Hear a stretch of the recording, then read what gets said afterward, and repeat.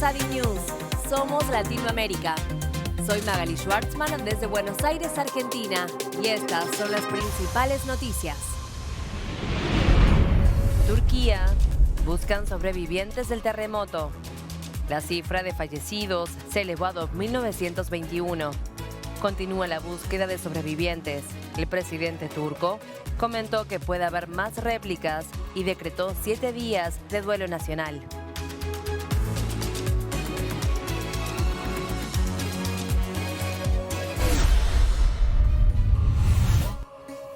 Perú sube la cantidad de muertos por los deslaves. Al menos 40 muertos por los deslaves en Arequipa, más de 200 viviendas destruidas y 2.000 familias afectadas.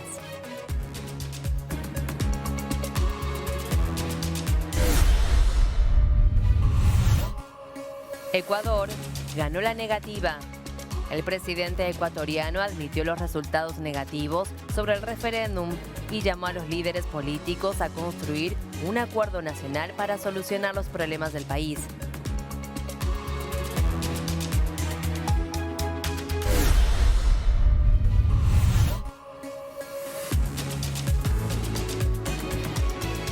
Chile, el fuego no da tregua.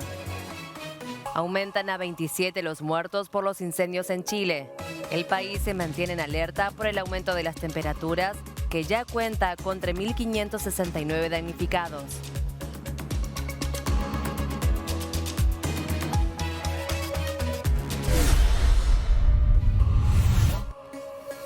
Brasil. Lula se reúne con Biden en Washington. Este viernes los mandatarios tendrán una reunión para reforzar la relación entre ambos países, el cambio climático, la seguridad alimentaria, entre otros temas.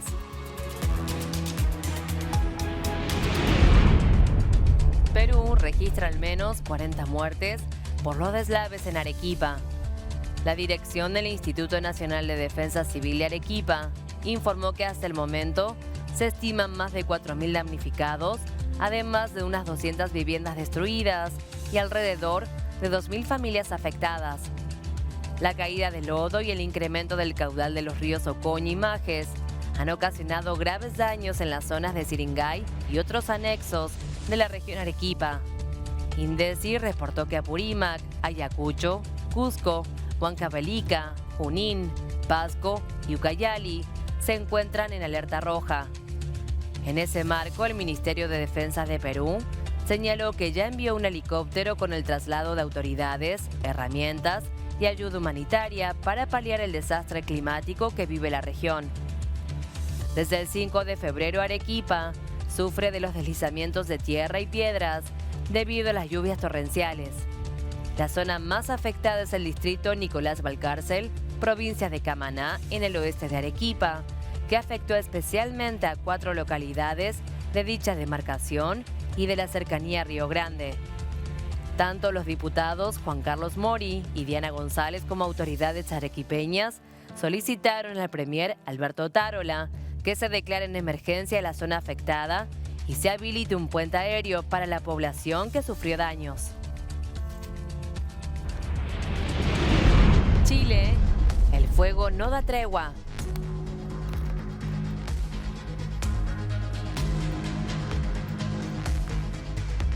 Aumentan a 27 los muertos por los incendios en Chile. Con el saldo preliminar, el país se mantiene en alerta por el aumento de las temperaturas, que ya cuenta con 3.569 damnificados a causa de los incendios. La ministra de Interior, Carolina Toja, detalló que de momento las autoridades contabilizan 280 incendios forestales, de los cuales 161 están controlados.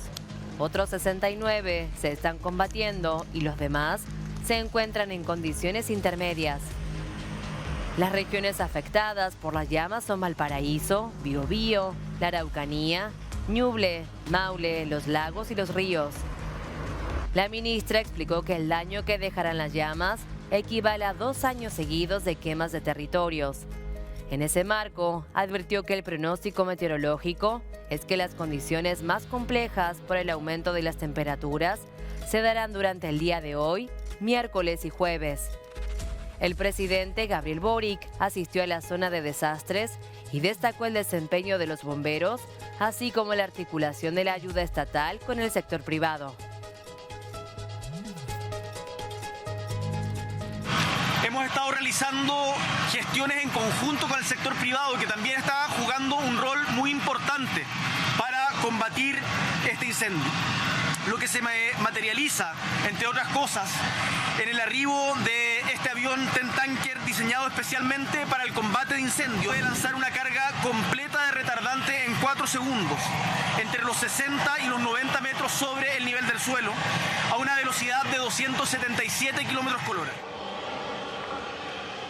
La ayuda internacional comienza a llegar a Chile. En medio de los voraces incendios que azotan la zona centro-sur del país, brigadistas y expertos internacionales comenzaron a sumarse desde el lunes a los trabajos de combate al fuego. Estados Unidos envió el Tanker, el avión cisterna disponible más grande del mundo con capacidad para 36,000 litros que sería puesto en acción el mismo lunes. La noche del domingo llegó desde España un avión A330-200 que trasladó un contingente de 50 personas, incluidos 6 expertos en la lucha contra incendios forestales. Argentina se sumó con 10 brigadistas y 5 camionetas todoterreno con equipamiento forestal. También llegó desde México un contingente de 150 especialistas en la extinción de incendios forestales entre militares y civiles. Según la Cancillería chilena, Ecuador, Colombia, Perú, Paraguay y Venezuela han prometido ayuda. Los incendios que cobraron fuerza desde el jueves han dejado casi 3 decenas de fallecidos, más de 1,200 heridos, unas 3,000 personas sin hogar y más de 1,000 viviendas calcinadas, según el informe del Servicio Nacional de Prevención y Respuesta de Desastres. La señora ya me dijo que había que esperáramos hasta el final para poder salvar la casita que ustedes ven acá. Y el taller y todas las cosas, los animales. Así que esperamos hasta el final, pero el hecho de esperar hasta el final los pasó la cuenta y lo encerró el juego. Según las autoridades, siguen 280 incendios activos, 69 de los cuales están siendo combatidos por 5,600 bomberos y brigadistas, tanto de la Corporación Nacional Forestal como de empresas forestales. Estamos del centro de acopio tratando de abastecer a toda la comunidad de acá con agüita, con los enseres más básicos que puede tener una persona, ya que esto nos conmueve a todos. Yo personalmente en esta parte, yo fui nacida y criada acá y de verdad es mucha pena de ver todo esto que se convirtió en ceniza. Chile transcurre el verano con temperaturas récord. En puntos de la precordillera se han registrado más de 40 grados centígrados. Brasil. Lula se reúne con Biden en Washington. Este viernes los mandatarios mantendrán una reunión para reforzar la relación entre ambos países. El presidente brasileño, además, buscará con su visita afianzar su lugar como vocero de Sudamérica. La vocera de la Casa Blanca, Karine Jean-Pierre, adelantó que los dos presidentes discutirán el apoyo inquebrantable de los Estados Unidos a la democracia de Brasil y cómo los dos países pueden trabajar juntos para promover la inclusión y los valores democráticos en el mundo. Otros temas a tratar en la cumbre serán el cambio climático, la seguridad alimentaria, el desarrollo económico, el fortalecimiento de la paz y la problemática de la migración. Lula también elevará a Washington su propuesta para crear un grupo que pueda mediar la paz en el conflicto en Ucrania. El presidente brasilero ya le presentó por teléfono esta propuesta a Emmanuel Macron y Olaf Scholz durante la visita del canciller alemán a Brasilia. Creo que en este instante del mundo deberíamos estar buscando quien pueda ayudar a encontrar la paz entre Rusia y Ucrania, había declarado Lula durante la visita de Scholz. Estados Unidos será el tercer país que visite Lula desde su asunción. En el marco de su política Vuelta de Brasil al Mundo, el mandamás ya visitó en enero Argentina y Uruguay. Por otro lado, Lula calificó el ataque en Brasilia como una revuelta de ricos que perdieron las elecciones. El presidente de Brasil se refirió a los ataques a las sedes de los tres poderes perpetrados el pasado 8 de enero y sostuvo que no podemos tomarlo como un juego. En su discurso, en el que subrayó la importancia de combatir la pobreza, Lula afirmó que ganó las elecciones para hacer los cambios que no se hicieron. Este país no puede seguir gobernado por una pequeña minoría, afirmó. Desde que tuvieron lugar los ataques, considerados los más graves contra la democracia desde la dictadura, la policía lleva a cabo una intensa investigación para identificar a los participantes y a sus presuntos financistas. Caso Astesiano en Uruguay. Se conoció que el ex custodio de la calle Pou recibió datos personales de docentes y alumnos. En este nuevo caso, Alejandro Astesiano sumó a sus tareas de inteligencia ya perpetradas contra senadores, la de docentes y alumnos del Liceo número 41 del Cerrito de la Victoria en Montevideo. En un chat que figura en la carpeta judicial de la investigación, un funcionario policial, agendado por Astesiano como Marcelo Baiano, le habría brindado los datos personales de una docente delegada sindical y de algunos alumnos, donde concurre su hijo, con el objetivo de evitar posibles escraches. Astesiano aceptó trabajar sobre los datos aportados, muchos de ellos de menores de 14 o 15 años, que según alertaba el funcionario policial, estaban inculcados por docentes comunistas.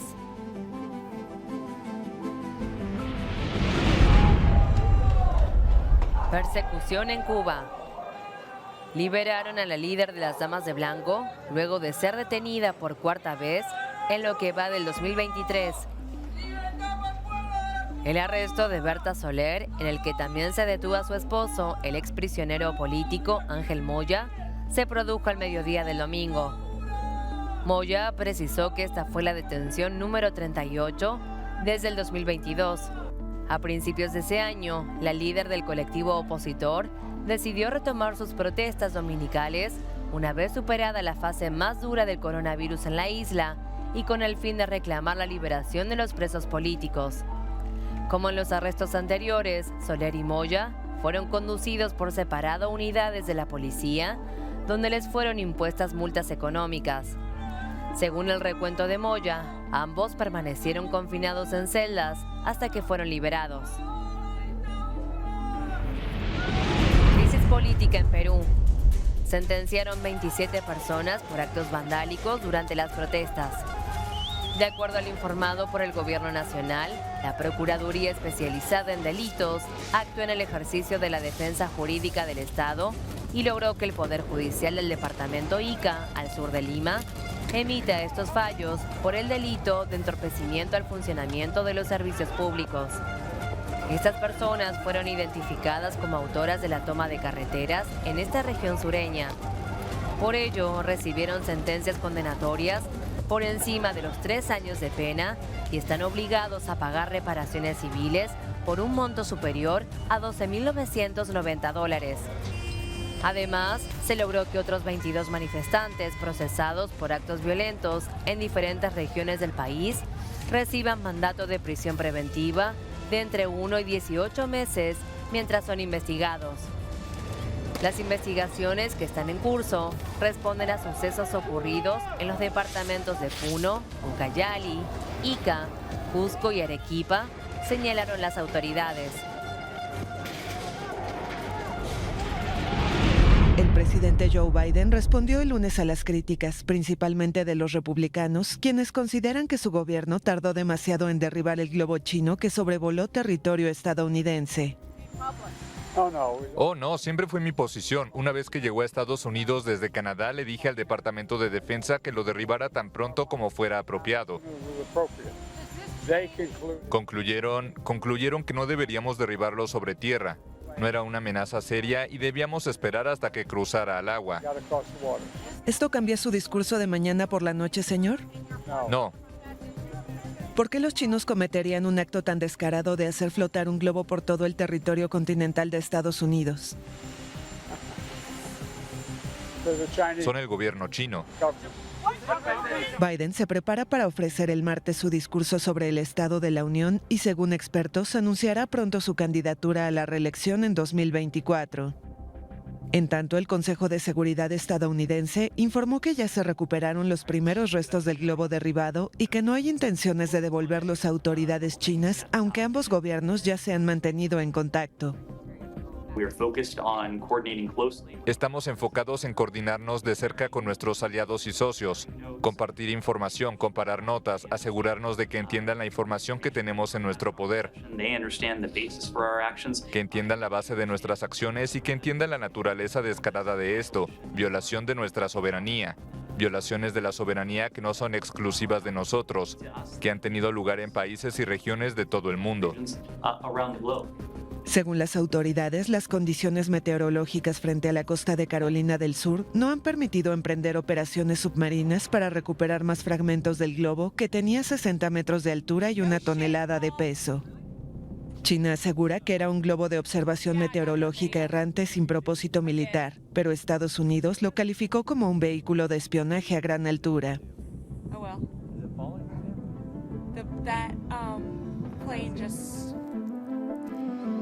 China brindó explicaciones a Costa Rica por el incidente del globo. El gobierno de China lamentó el incidente registrado la semana pasada. El Ministerio de Relaciones Exteriores de China, a través de su embajada en San José, lamentó el incidente registrado, indica un comunicado de la Cancillería de Costa Rica.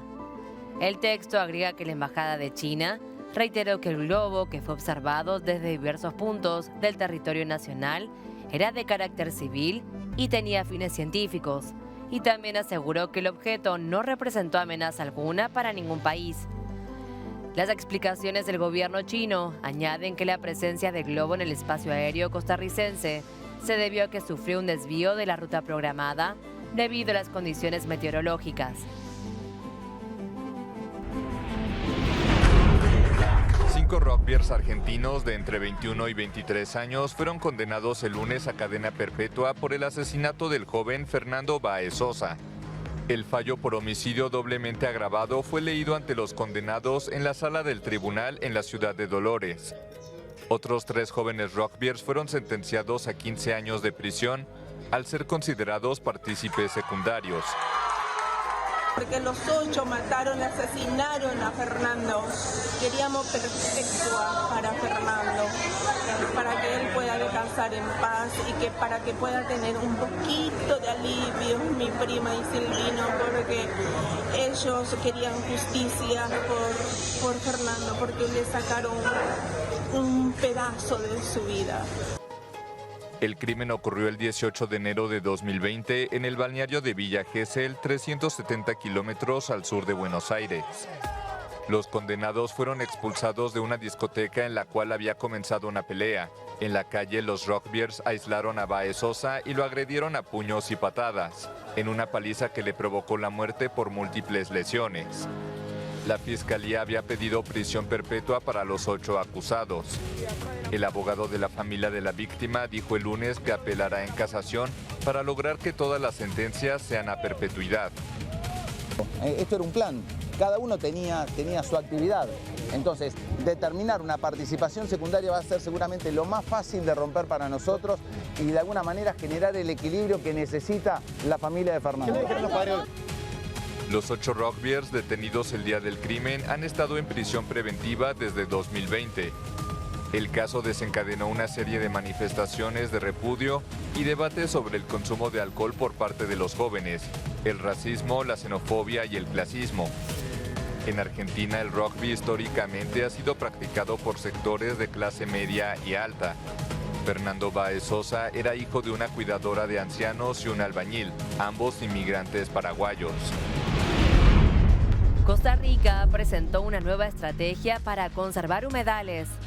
El gobierno lanzó la Estrategia Nacional de Carbono Azul, iniciativa que integra acciones relacionadas con la gestión, conservación, restauración y rehabilitación de ecosistemas de carbono azul y humedales. Con ella, Costa Rica abre la ruta para desarrollar el concepto de carbono azul como una solución basada en la naturaleza que puede producir una mejor calidad de vida y una opción para asegurar la salud del ambiente.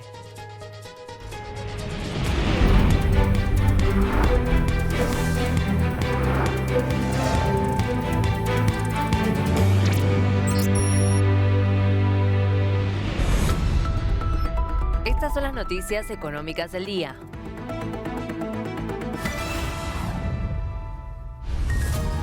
Argentina. Una comitiva del FMI llegó a Buenos Aires para negociar con el gobierno el próximo desembolso. Un grupo de funcionarios técnicos sostendrán reuniones esta semana con el Ministerio de Economía y el Banco Central. El desembolso previsto para marzo será de 5.400 millones de dólares. En esa mesa de discusión, además de la revisión de cumplimiento de metas, aparecen otros temas como el impacto de la sequía, la guerra en Ucrania y los últimos meses de política económica, como la recompra de deuda. Además, aprobaron un aumento de las tarifas eléctricas. La Secretaría de Energía anunció que en abril y junio habrá 2 aumentos escalonados en las facturas de usuarios de energía eléctrica en el área metropolitana de Buenos Aires, que para la mayoría de los hogares no va a superar los 400 pesos argentinos, al tiempo que en los primeros días de octubre se va a realizar una nueva audiencia para evaluar tarifas e inversiones de las empresas. Casi 2.9 millones de usuarios de nivel medio y bajo tendrán un aumento menor a 400 pesos en 2 cuotas, mientras que para los segmentos de altos ingresos o aquellos que no soliciten subsidio, el aumento va a estar en el orden de 410 pesos en 2 aumentos escalonados. En ese contexto y en el trabajo en conjunto, determinamos una primera situación que es la de establecer que para que no tenga el impacto acumulado, como bien mencionaba la secretaria, el aumento a determinar se realice en 2 tramos. Uno a partir del 1 de abril y un segundo tramo que tendrá vigencia a partir del 1 de junio. Y asimismo, convocar a una nueva audiencia pública para los últimos días del mes de octubre del 2023. No solo a los efectos de evaluar las consideraciones que tengan que ver con tarifas, sino también para evaluar las consideraciones que tengan que ver con las inversiones para que todo el mundo también tenga un servicio acorde al que se merece. Advierten que 4 regiones del Perú entrarán en recesión. El Instituto Peruano de Economía informó que tras la crisis social y política que atraviesa el país, la economía seguirá cayendo, lo cual traerá grandes desequilibrios. Puno, Cusco, Apurímac y Madre de Dios son las regiones que están viendo una caída en su economía durante los últimos 3 meses. La entidad justificó este dato por el escenario adverso a causa de las manifestaciones que tienen paralizados a diferentes sectores como el turismo y la minería.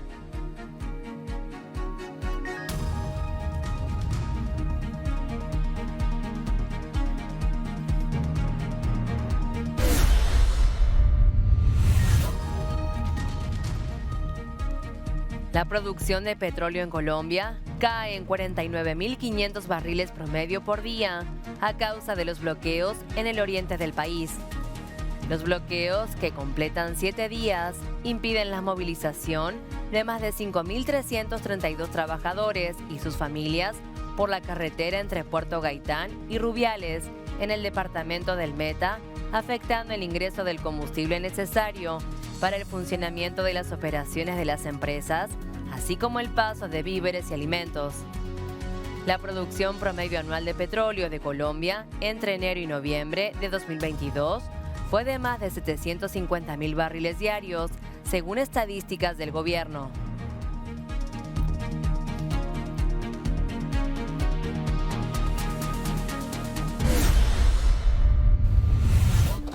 La cosecha de aceitunas ya casi ha finalizado.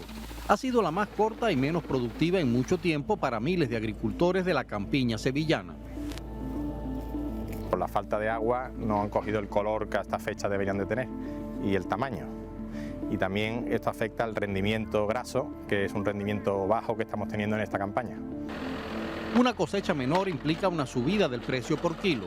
Sin embargo, eso solo compensa parcialmente la escasez. Si no es que no entraríamos en la finca, si no existieran estos precios. No interesaría coger la aceituna. La cosecha es tan magra porque hace meses que no llueve en el sur de España y las temperaturas han sido muy altas. Las aceitunas incluso se han secado en el árbol. Se esperaba por eso una menor producción de aceite de oliva.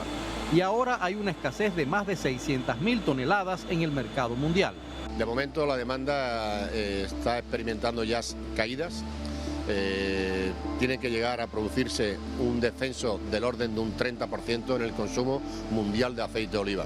Es inevitable puesto que no hay suficiente producción. Para el jefe de la cooperativa, la mala cosecha es un mal negocio a todos los niveles.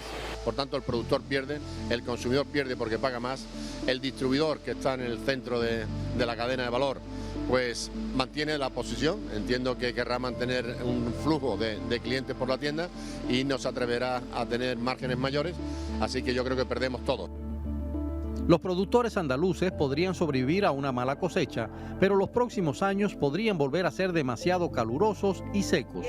Cada vez se riegan más olivos de forma artificial y eso crea un círculo vicioso. Lo que se anuncia es que precisamente las más elevadas temperaturas y la falta de disponibilidad de agua es lo que nos va a representar. Por tanto, verdaderamente puede ser preocupante de cara al futuro.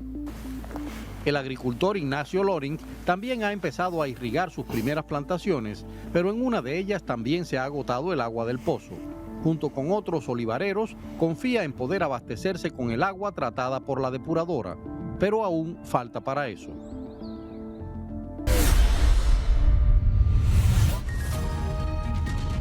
El robo de criptomonedas alcanzó un récord de 3.800 millones de dólares en 2022. Los robos y hackeos de la moneda virtual se dieron a través de fallas de seguridad en los protocolos de finanzas descentralizadas que concentraron el 82.1% de todas las criptomonedas robadas por piratas informáticos.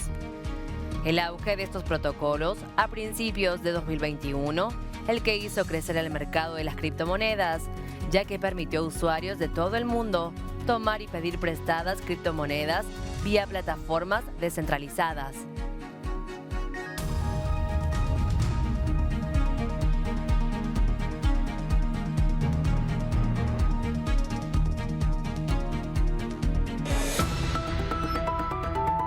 Estas fueron las noticias económicas del día.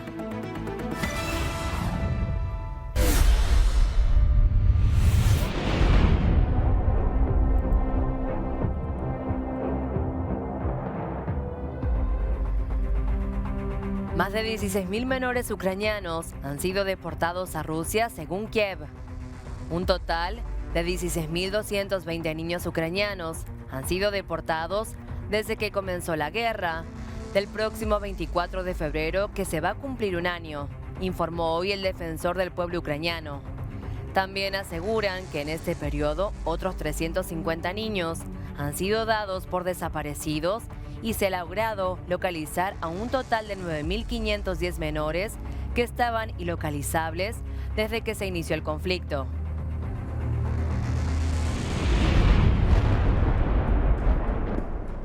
El secretario general de la ONU, Antonio Guterres, alertó el lunes sobre los riesgos globales de una posible escalada de la invasión rusa sobre Ucrania. Las posibilidades de una mayor escalada y derramamiento de sangre siguen creciendo. Me temo que el mundo no camina sonámbulo hacia una guerra más amplia. Me temo que lo está haciendo con los ojos bien abiertos.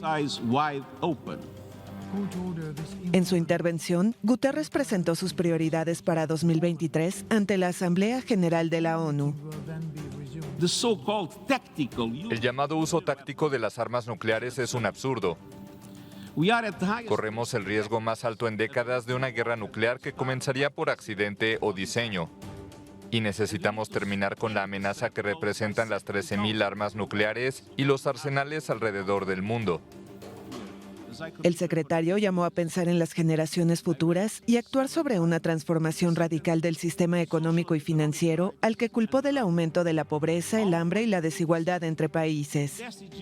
Guterres también consideró que los derechos de la mujer experimentan un retroceso intenso y reiteró la lucha de la ONU en la materia.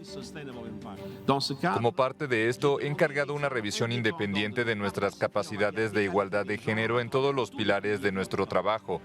Las conclusiones y recomendaciones se centrarán en las estructuras, la financiación y el liderazgo para que podamos servir mejor a las mujeres de todo el mundo. Además, exigió al G20 que adopte medidas de apoyo para los países en desarrollo y sus responsabilidades en materia de lucha contra el calentamiento global. Durante su discurso, el jefe del organismo también pidió un minuto de silencio para honrar a las más de 3.000 víctimas que ha dejado el terremoto ocurrido durante la madrugada del lunes en Turquía y Siria.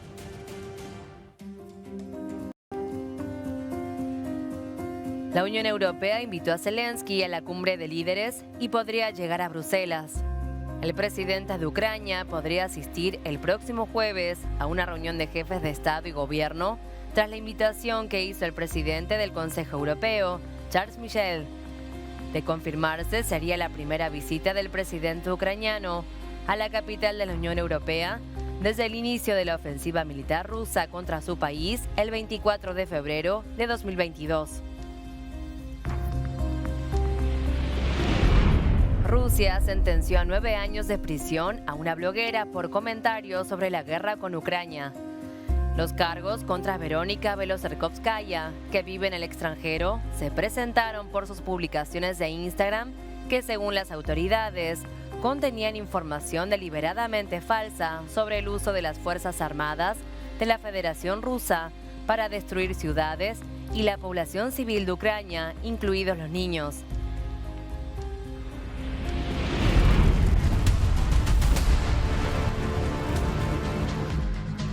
Argentina. El incendio en Chubut se extiende al Parque Nacional Los Alerces. Según Rodrigo Robeta, secretario de Bosques de Chubut, describió: el incendio se propagó rápidamente y ya se consumieron más de 300 hectáreas. En la zona trabajan 117 operativos y advierten que ya se ha elevado un pedido de un refuerzo extrarregional. La Intendencia del Parque Nacional Los Alerces pidieron a los turistas que eviten transitar la zona. Además, se suspendieron las actividades náuticas en algunos espejos, desde donde operarán los aviones hidrantes y los helicópteros con helibaldes. Por último, la Administración de Vialidad Provincial desplazó para la zona maquinaria pesada para la construcción de líneas cortafuegos. Los incendios forestales en Colombia cayeron 70% en los primeros 30 días del año en comparación con el 2022. La Fundación para la Conservación y el Desarrollo Sostenible registró 13.123 alertas de incendios en los bosques de todo el país en los primeros 30 días del año, en comparación con más de 41.960 alertas en el periodo del año anterior. Otras razones podrían incluir el éxito de los esfuerzos del gobierno y de los grupos de defensa para promover prácticas sostenibles, así como las medidas tomadas por miembros disidentes de la guerrilla de las FARC para controlar la tala, agregó la organización. Google presenta Bard, su nuevo servicio de inteligencia artificial. El nuevo software ofrecerá información de cualquier consulta que los usuarios puedan realizar. El programa estará basado en el desarrollo de inteligencia artificial llamado Lambda y su objetivo será crear un modelo más pequeño que alcance a más usuarios. Bard tiene como finalidad combinar la amplitud del conocimiento del mundo con el poder, inteligencia y la creatividad de los modelos de lenguaje a gran escala. Si bien se lo compara con el chat GPT de OpenAI, este programa de Google incluiría información de acontecimientos recientes para aumentar la precisión de las respuestas. Según Sundar Pichai, CEO de Google, la tecnología está siendo aplicada con los programas Lambda, Palm, Imagen y Music LM, los cuales funcionan como base sobre las que se puede interactuar en servicios como el buscador de la empresa. El programa será aprobado por más usuarios antes de ser lanzado oficialmente a todos.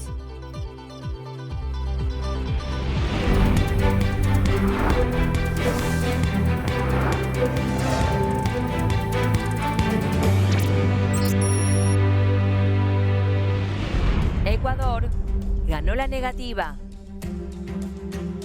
El objetivo del referéndum del pasado domingo siempre fue escucharlos. sea cual sea su pronunciamiento.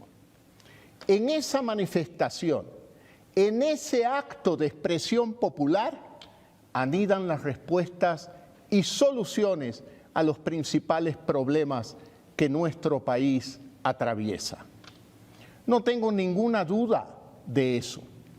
Tenemos la certeza de que, más allá de los resultados de la consulta popular, la gran mayoría de ustedes desea y anhela un país mejor. Guillermo Lasso habló luego de los resultados del referéndum en Ecuador. Acepto que la mayoría no esté de acuerdo. Luego de una abrumadora derrota en el referéndum impulsado por su administración, el presidente de Ecuador reiteró que la convocatoria al referéndum tenía como propósito medir las demandas ciudadanas. Pese a los resultados, el mandatario dijo estar seguro de que los ejes propuestos son urgentes y necesarios. Los resultados fueron irreversibles para Lasso. En las 8 preguntas, los ciudadanos pregonaron por el no. Sobre la extradición de ecuatorianos que hayan cometido delitos relacionados con el crimen organizado, presentó 48.5% a favor del sí y 51.4% a favor del no. La reducción de legisladores en el Congreso fue otra de las preguntas importantes. A pesar de la baja aceptación popular de los actuales diputados, la votación mostró un 53.3% a favor del no.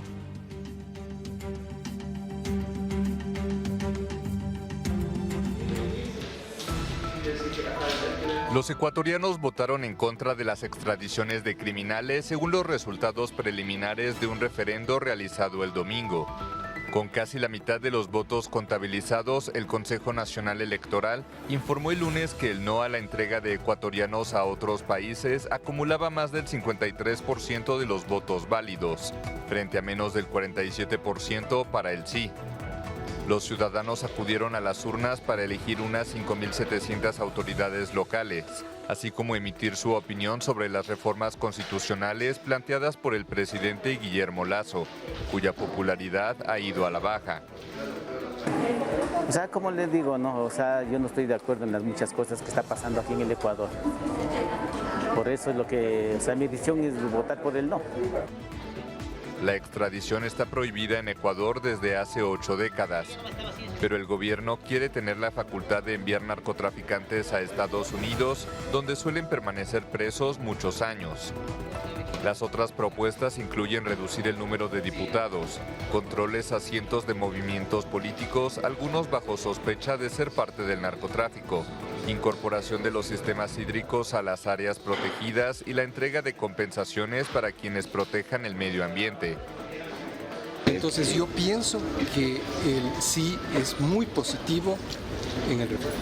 En cuanto al medio ambiente, en cuanto al tema de agua, estamos viendo que es uno de los recursos que están escaseando en el mundo entero y tiene que haber conciencia para poder administrarlos, para poder asegurarlos para las siguientes generaciones.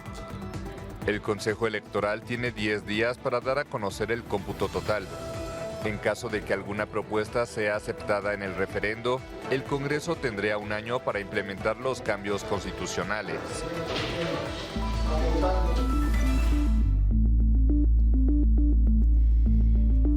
El correísmo ganó en 7 provincias y conquistó las ciudades de Quito y Guayaquil. Los candidatos del movimiento Revolución Ciudadana, que lidera el expresidente Rafael Correa, conquistaron las estratégicas alcaldías. De acuerdo con los datos oficiales del Consejo Nacional Electoral, Pavel Muñoz triunfó con el 25.2% de los votos en la alcaldía de Quito. El alcalde le agradeció a toda la población de ese municipio por el apoyo y sostuvo que con el apoyo de ellos lograrán que Quito renazca. En Guayaquil, Aquiles Álvarez alcanzaba el 39.7% de los votos. Los resultados en Guayaquil suponen un duro golpe para el Partido Social Cristiano, que estuvo 31 años en la administración municipal.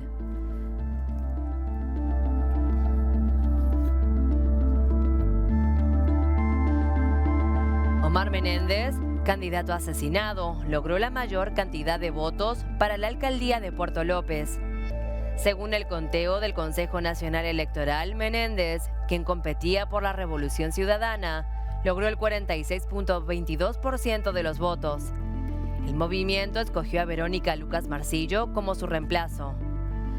La postulación de Verónica Lucas Marcillo como candidata deberá superar previamente las fases de calificación por parte de la autoridad electoral. Si es calificada como candidata, recibirá los votos que logró Menéndez y se convertirá en la nueva alcaldesa de ese cantón del sur de Manabí. Colombia. Gustavo Petro presentó el Plan de Desarrollo Nacional. El Gobierno Nacional ratificó ante el Congreso Nacional su plan a implementar durante el turno de Petro entre el 2022 y 2026. La iniciativa lleva como título Colombia Potencia Mundial de la Vida y tendrá como principal foco en la justicia social y ambiental. Además, el borrador enumera 5 pilares claves para su desarrollo: ordenamiento del territorio, alrededor del agua, seguridad humana y justicia social, derecho humano a la alimentación, internacionalización, convergencia regional y economía productiva para la vida y la acción climática. El Plan de Desarrollo Nacional es presentado por José Antonio Ocampo, ministro de Hacienda, y deberá ser aprobado a principios de mayo. Para esto, además de pasar por el Congreso, la iniciativa tendrá que contar con el aval del Consejo Superior de Política Fiscal y ser revisado por el Consejo Nacional de Política Económica y Social.